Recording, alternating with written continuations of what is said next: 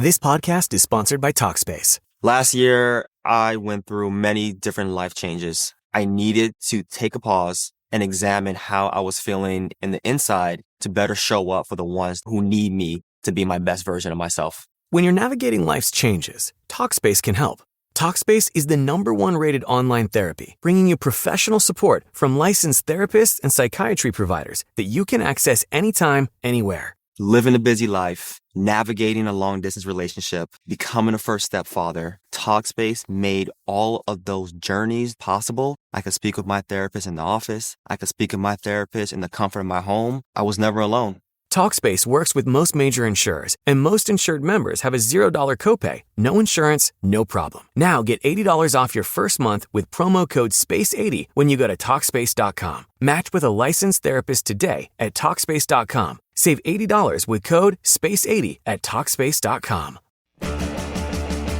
It's car con carne. Let's eat in the car. It's car con carne. And now here's the star of our show, James Van Alstyne. This right here is Car Con Carne. Car Con Carne is a Q101 podcast. I'm James Van Alstyne, and Car Con Carne is sponsored by Easy Automation. Are you looking to transform your home, office, or business into a smart, seamlessly connected space? Easy Automation is a local business headquartered in Aurora, and they deliver custom automation solutions that are tailored to your lifestyle. Whether you're upgrading your home entertainment, streamlining your office tech, or enhancing the atmosphere in your restaurant or sports bar, they've got you covered. Their expert team designs and installs personalized systems from smart lighting and climate control to audio-video distribution and robust Wi-Fi networks, all managed through an intuitive app on your favorite device. Easy Automation makes technology work for you effortlessly, reliably, and always with your satisfaction guaranteed. Visit easy-automation.net or call Dan 630-730-3728 and take control of your environment today. Car Con Carne also sponsored by Exploding House Printing, here for all of your screen printing, embroidery, and other merchandising needs. If you're in a band, if you're a musician, you may want to pay attention or write down the email address here. This is a local business. They're headquartered in the heart of Hermosa, and I want you to consider them for t-shirts, merch. Their focus is on small businesses, bands, brands, everything in between. They've done work for Meatwave, The Empty Bottle, The Music Box, Dante's, The Broketowns. The list goes on and on. You can see it on their website. And Jonathan, the guy behind Exploding House, he's been doing this for literal decades. He knows what he's doing. Besides the technical expertise, he delivers production efficiency and cost awareness to offer boutique print shop quality at much lower, large print shop prices. Check out their work on Instagram at Exploding House, or at Exploding House, or check out their website at explodinghouseprinting.com for a quote, or to see a list of some of their clients, like I mentioned. Email info at explodinghouseprinting.com for a quote today. All right. So I am in Oak Park outside Tacos El Tio number 3, I think. Which should be Trace, numero Trace. I'm here joined by Friend of a Friend, the brilliant and inventive musical duo made of Claire Molek and Jason Savsani. Nice to meet you both. Yeah, hey, nice to meet you. It's always weird when I've never met my guests and I just kind of send a message like, I'm parked west of this street sign. Look for me. And we have our first encounter on a sidewalk. Then I hustle you into my car. So thank you for... It was exhilarating. I've never felt more alive. Yeah, it was the most exciting part of my week. So I did get tacos. Claire, if you want to start distributing. I got a taco, chicken taco, pollo. And I got vegetarian for both of you. And some chips. And you know the chips are good because the bag is almost translucent from all the oil. Like we should keep it in here. That's the real thing like right there. ASMR with So the new album is right here. It is on lovely, transparent red vinyl. It is Desire. Came out earlier this year. And to be honest, describing music is one of the hardest things to do. It was hard to do on the radio. It's harder to do on a podcast. Sometimes it's just easier to steal someone else's description. So, Friend of a Friend is known for their unique blend of cinematic synthscapes, tactile rhythms, and raw, emotive vocals. There, that's it. That works. Musically, for the two of you, I hear a group that wants to take chances. I mean, Desire, this album sounds like the two of you intentionally zagging mid-song when everyone's expecting you to zig. Like you go in unexpected directions, which I think is super cool. there's that word cinematic that I love. The music's polycultural. It's cinematic. It's art rock. It's experimental. It's avant-garde. And maybe even there's some trip hop in there too. This music sounds to me like the kind of music that can only be made when you tune out everything else, get inside your head, and don't second guess yourself. I mean, I think we're trying to do that for sure. And that's our goal. It feels adventurous. I mean, and yes, there are probably musical touchstones and references that we can think about as we listen, but this is an altogether new construct that I'm hearing here. Hell yeah. Hell yeah. Heck Thank you. yeah. The most important question I have for you, and this is a question that wouldn't have occurred to me until I got the record. Again, Desire. Buy it on Bandcamp. Is this a concept record? No, yeah. It's just like a... We're not really like, I would say we're just not really like maybe into that so much. Like, this is really who we are, I guess, is like we're writing music that's just coming to us and how we feel. And I think some people are maybe making like an idea of something or a narrative but I think that's very important to us. In fairness, Claire, when I pulled out the lyric sheet, yeah, every song seems to be designated as a specific expression of desire. Yeah. So the album is Desire, and each song, whether it's Oasis, Desire as the body, Mama, Desire as the mother, that's what led me to think, well, maybe this is, an overall vision of desire in myriad forms. Totally fair. I think, like, for us, a lot of it is this is sort of how it fell together. Mm-hmm. And we went on the journey more so of discovering what the record was about for us, and then found a way, I guess, to share that with people. I love it. Yeah, it was like almost like the after it's made. It's like that those concepts emerged. They revealed themselves. Yeah, revealed itself. Yeah, like exactly. I mean, if it was the case, we'd be like, yeah, it's like we knew that's where we're gonna land, but it's like we went in and we're just like, let's go. Let's see. Let's put some, paint on the canvas. And I think initially too, we started with Desire, the title track, as we were imagining what we wanted to maybe explore on the record. But initially, I think we kind of shied away from even having that as a title concept at all, because there's obviously a record called Desire by Bob Dylan that's sort of like kind of weird to compete or put yourself into that weird, like, that's not, I don't know, like it's not like a direct reference to him, after the fact. We're like, I'm not sure which song is your hurricane on this one. Yeah, like, it doesn't, like, for a moment I was like, well, maybe, I was like, no, this is just not the same thing, See, and I didn't even go right to Dylan. There are 2 songs on the album that are also names of U2 songs. No way. Gloria. No. Oh, What? Yeah, I mean, Gloria is like, that's pretty, like... It's old school. Okay, yeah. And, of course, Desire. Yeah, I mean, we're ubiquitous. I didn't... What is this YouTube song of Desire? We're terrible. This is a great learning experience. We should have maybe done a little more research. Yeah, we did. So it's clearly highlighting. It's like, that's just what came out. We didn't do our homework. But the song Desire, since we're on topic here, talk a little bit about that, because there are really interesting sounds in this. It almost has an Eastern vibe to it. I think that we were just jamming. I think this was maybe sometime before we started thinking about the songs for the albums. We like to explore a lot of alternate tunings and stuff like that, but maybe not through the lens of it's necessarily Eastern or not. But maybe that's maybe Claire, at the root, Claire and I, when we started this band, we're a flamenco band. You know what I'm saying? I mean, so we're that's where maybe we're those You've strayed a bit influences from those beginnings. yeah, no, totally. It's totally left, but it's almost like this. We made this song on a classical guitar, so and on a flamenco guitar. So maybe that's where it's just that expression, it's finger picking and all that. Yeah, absolutely. So that's kind of a lot of our songs will just be jamming on a lot of types of flamenco guitar, and that kind of lends itself to just some levels of expression and intensities. Textures, textures and percussion and stuff like that, because it's Am I correct in saying that you two are very well matched in this group? You kind of found your person for music? That's so cozy. Yeah, 100, absolutely. 100%. We just are so lucky. I mean, we knew each other for quite a while before we started the band, and we were acquaintances. Like the kind of acquaintances that you see at a party, but you're just like, it's like, hey, Yeah. all right, Yeah. bye. Like that was it. I mean, like, And she was she was a friend. That's hence the band name, Friend of Friend. She was a friend.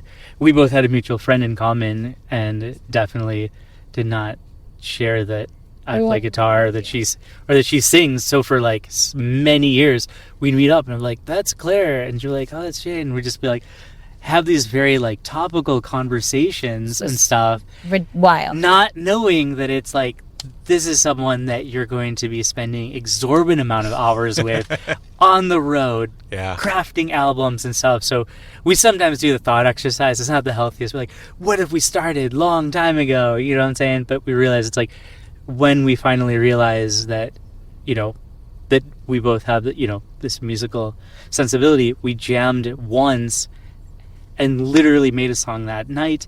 That's and awesome. jammed every day ever since. When you know, you know. When you know, you know. That's true. 100%. And now, does the friend of a friend, is that person guest listed for life?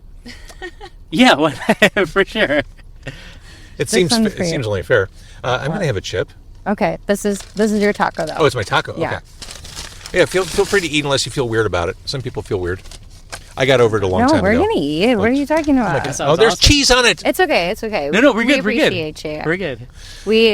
James is lamenting that there's cheese because Jason and I. I requested no cheese. It's on the receipt. I brought receipts. No. Yeah. We've become really kind of like Olympic eaters after being on the road so long. When you are just used to eating at any random place and just the worst quality foods, it really takes a toll on your body. bet. So Yeah, we it's like started just not really eating out, and it kind of changed our lives, but we're gonna really enjoy this. Yeah, so we're all about. Don't worry. And I know we love It will be enjoyed. eating out and all that and, sort of and stuff. we I do think we're love just on- meat. Like I'm crushing Claire's the got the meats. Eastern European Croatian. 100% crushing the meats, Yeah, where I grew up in an Indian house where it's just like eating meat is like the worst thing you can do. So let's get into Desire. I kind of hinted toward this when I talked about zigging and zagging, but one of the first things that strikes me when I listen to this album is just the tempo changes. Just lots of interesting maneuvering and direction shifting throughout. That's like cool. Like I think like for us, they're just coming out. Like the songs are just coming out. We're jamming, and then we all do our best to craft and serve like a universe around it, and serve the song and serve what is coming to us. And I think we've been really blessed to have just amazing musicians around us that we love and trust that also see where this is going. That are You know cool what I with mean? our That are cool with craziness our that naturally crazy, comes yeah. out. Yeah. And that have helped us, build those worlds together. And because we obviously are not doing this alone. Like we Right. don't play the drums. And Yeah, I think that we do, like in that sense, yeah, like some of those things where it's like I think we're like, oh, do you guys like consciously think about those things? And it's like we're just jamming, and that a lot of times a lot of these tunes are like that are on this album are kind of like the arrangements are like the first or second time of us playing them from a jam session. yeah, because Right. I'll just fall in love with it. I'll be like, it's got to be like. Yeah, you guys are well matched. Oasis talks about making love on the freeway. What I love about that song, the lyrics kind of match the song, because the song feels like a road trip to me. It has that kind of, going back to the word cinematic, it has that cinematic feel of taking a road trip. If that's like what it feels like to you, like that's rap, We wrote a lot of that when we were in the desert doing the last record, where our co-producer used to live, Jordan, and it kind of feels like everything's the highway out there. Like, Yeah, and we kind of get lost in our thoughts. It's like I think people think it's like the desert or like the Joshua Tree area. It's like going for a weekend. Oh, thank you. yeah, we definitely need those. Yeah, we learned it's Although like not ladylike. Thank you. going for a weekend is fun, but it's like when you're there for weeks upon weeks recording an album, you're like, this is some pretty brutal. It's a pretty brutal environment. Yeah. And I think that it just really cleared our head, and just to make even that song, we just felt like there's space to explore the cinematicness, to explore different epicness that comes out from just maybe what kind of what you're saying is like we're just having a really clear, no rules type place. I don't know. I want to jump around to FTV from the vein. I love the way this one sneaks in. You've got birds chirping. It sounds like listening to a warped, like, educational tape. It's super cool. Cool. And then there's the creepy whispering, Claire. You cannot save me from the fame, or from the vein, from the vein, or from the vein. Is this about narcotics, or am I taking this too literally? It's so funny that you asked that, because like we just on the last tour, somebody gave us like Narcan to like just in case like we were gonna have some sort of fentanyl. You guys seem well adjusted, but just in case, yeah. 100%. And like we don't even drink, so it's like we're like, it's just so odd. And then somebody else was like, "Yeah, I feel like this is like fentanyl rock." It was just so odd. We were like, "That's so funny." Like we don't do fentanyl. We're just tapping into stuff. We're just like, tapping the vein. But But you know what? The thing is, a lot of people have a problem with that in this country. It's really serious. I agree. It's pretty nuts. So I feel like maybe some of it is just like picking up on the energy that's around us. And and that was made in I don't know if we've shared, James, but it's like was made in like this crazy house. I was going to ask about that. I feel that's the obvious question to ask you. You recorded in a notoriously haunted former exorcism site house. Yeah. It's unbelievable. Now, are you believers? In ghosts? Yeah. I mean, spoiler warning, I'm not. So I'm very cynical when I hear stories like this. Yeah. So just for context, I think when people like have heard of that, it's like people think it's like we're ghost hunters and we're like seeking that out, and you know how like artists in a lot of artists they'll pursue like a house where it's like, I think it's like 9 Inch Nails. It's like that's where Sharon Tate was murdered or what, and you're like, and we're not into that energy. You know what I'm saying? So we got this place in the middle of nowhere, Illinois, in like the countryside. And we're like, this seems like a great place to record. And like really explore, get our head on right. I'm sure only good things have happened here. Yeah, it's perfect and safe and cozy. And so, we definitely not seeking it. We were like catfished into this. We're not seeking it. It was old switcheroo. And then we find out later, and I can, we get there and we're like, this vibe is off right away. Like, and conspicuously so. Totally. And for context, it's like, we're not the type of people we've toured a bunch and we've stayed in so many like weird places. We've never been anywhere. We're right away. We're like, nope, this is off. Wow. No, thank you. So just for context, we're not seeking that out or like, and then we realize it's like we're there for like 3 days. And then... So you didn't have gear with you to, like, track electromagnetic pulses in the room? Or... Just the pedals misbehaving, which is great. A lot of that got into the album. So, and then it's like the owner of the house calls and he's like, hey, it's like if you go into the town, it's like the townspeople...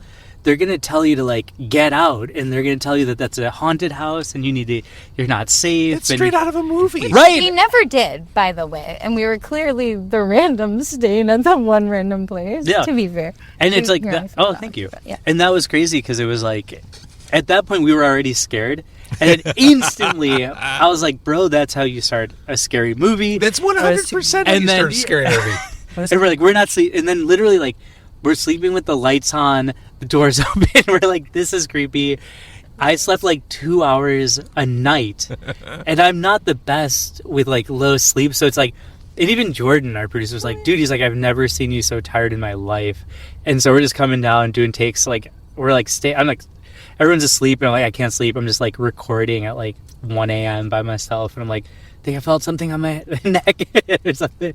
Just weird stuff. But we didn't know this until we got home, and Claire, I don't know if you talked to your sister or something who's in the ghost stuff. My sister loves this kind of stuff. Okay. And I was like, oh my God, Grace, this place was mega haunted. It was so weird. The vibes were so off. And she goes, if you think the vibes are that off, I bet you it is like on Ghost Hunters or something. And I was like, it's not on Ghost Hunters, dude. And she was like, no, I know it is. where was it again? And she just did one little Google search and it all came. And you're at like Spook Central, ground zero for all things paranormal. It was really wild. There was some crazy numerology stuff that was happening, and it really felt like we were being protected, like in the tracks and how they originally tracked at like certain numbers. You know, I think we went through a really intense experience making the record, but none of us were like consciously like together sitting in a room being like, oh, there are definitely ghosts here. We were all like, let's like get through this. Like Jason doesn't want to hear about the ghosts for sure. Like from day one was like, if you see anything, like I don't want to know. And you know, I think it can be such a personal experience, your understanding of what you can't see. So, you know, a lot of the time those are things we sort of just kind of keep to ourselves, and especially if they're scary, you know, we're just trying to get through them. Yeah. And it made it, in that sense, like, I don't know, it's like a band, you know, you're doing the touring, you're doing, you know, all these sort of like triumphant kind of battles with yourself and with your bandmate and like, you know, all these sort of things. And I think in some ways it was like, you could say it's a gift, right? Maybe in hindsight. At the time, we're like, okay, this is crazy. But it's like, it created a centering effect of like, hey, we're in this together. We want to create the best album we can. And these are the circumstances. And I think we've had a lot of practice on taking adversity. And that's a lot of our music. It's like taking adversity and building something hopeful, cinematic, epic, larger than life. And that's really how we view this band. I love that. On hope. Well, this is a terrible segue, but while we're on the topic of haunting, I think Gloria is a fairly haunting song. There's that kind of cold and urgent programming happening behind the vocals. And Claire, you stretch out in all kinds of directions on this one vocally. This is a fun one to listen to because there is that kind of cold and warm balance between the programming, your voice. It's like a McDLT. You've got the cold side and the hot side. That's what I've never heard. I never thought about it. I've never said that. So that's really cool. It is. Again, not to go back to the topic of meat, but, you know, no, but I love that one. And it's kind of tucked midway into the album, too. It's a nice... I'm a fan of track listing, like smart sequencing of songs, like threading the needle through that entire journey from open to close. Yeah, totally. Did you labor over how to sequence this album? Claire is a beast at it. She goes through it. I go pretty hard. She goes hard in the paint. She goes hard in paint on that. It can be sort of like a contentious thing between like us and Jordan. Like at the end where we'll be like, I feel like it has to be like this. It has to be like this. But then it all sort of settles into where it just needs to go, I think, too. Yeah, we just like cruise. We do a lot of cruising. They're just just drive around, and it's like a lot of times we're in that sense I think we're very open, where we'll just try different things. Like I think in that sense it's very nice to collab on it, and then it's like we'll go like left field, like let's try the craziest order, right? Let's try this, and then it's like every album we've done we're like, this is it. Yeah, and it's not even a big, we're like, okay, we get it. Yeah. Well, and one of the reasons why I ask, Maverick is at the end, and it's not necessarily a decisive closer. It kind of leaves me feeling a little uncomfortable walking away from the album, which I don't know if that was an intentional. That's cool, man. Yeah, I think it should. I think it should. Yeah. Yeah. Right. More to come. I think in general, like, you know, like artworks that like do resolve can be kind of boring, you know.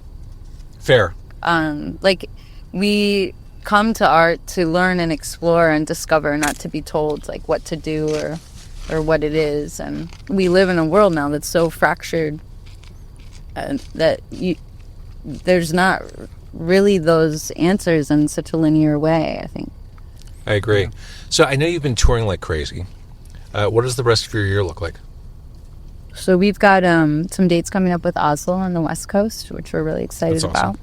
And then we have some East Coast dates after that we're announcing in a couple days that everyone will hear about in just a few days. With the Spirals, they're really cool. Oh, that's amazing. Psych rock band, yeah. That's amazing. Yeah, I know you're keeping busy, and I feel lucky to have you cornered for a night. Knowing how busy. Thank you. I think I've spilled some salsa on your console here. I've cleaned it up, though. I got you. I promise you worse things have happened. Okay, cool. But thank you for pointing it out. Some people try to ignore it and not call attention to it. I'd rather. I appreciate your transparency. That's what I would expect from a friend of a friend. Mid-interview, I got your back. I got your back. And since you are doing so much touring, how close do you feel to your hometown? It is. I mean, are you feeling more fragmented as you're hitting the road more often? Do you still feel that tether to your localness? I think that it always. I think that Chicago. We're from here. You know what I'm saying? And so I think the road does some things of opening us up to new experiences. Yeah. And we just got back from some festivals in Austria and stuff like that, in Germany and stuff. Yeah. It was really, really fun. And when we were out there, we're like, oh man, maybe that's the hardest way. We're like, everything's better here. You know what I'm saying? Yeah.